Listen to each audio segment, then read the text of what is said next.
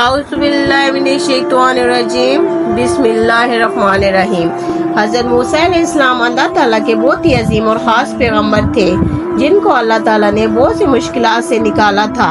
हज़रत मूसा अलैहिस्सलाम अल्लाह के बहुत ज़्यादा करीबी पैगम्बर थे, यहाँ तक करीब थे कि आप अल्लाह से बातें किया करते थे। एक दफ़ा हज़रत मूसा अलैहिस्सलाम ने अल्लाह से सवाल किया कि ऐ मेरे रब, जितना मैं आपके करीब हूँ, क्या कोई और आपके इतना करीब हो सकता है? अल्लाह ने कहा, ऐ मूसा, तेरे और मेरे बीच 70 पर्दों का फासला है, लेकिन आखिरी वक्त में एक ऐसी उम्मत आएगी जो रमजान में तुझसे भी ज्यादा मेरे करीब होगी।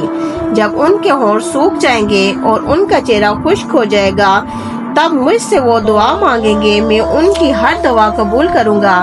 तब उनके और मेरे बीच एक पर्दे का फासला होगा। वो उम्मत हज़रत मोहम्मद सल्लल्लाहु अलैहि वसल्लम की होगी। सुभान अल्लाह। अल्लाह हम सबको रमजान के रोजे रखने की तौफीक दे। और आप ऐसी इस्लामी वीडियो के लिए हमारे चैनल को सब्सक्राइब करें।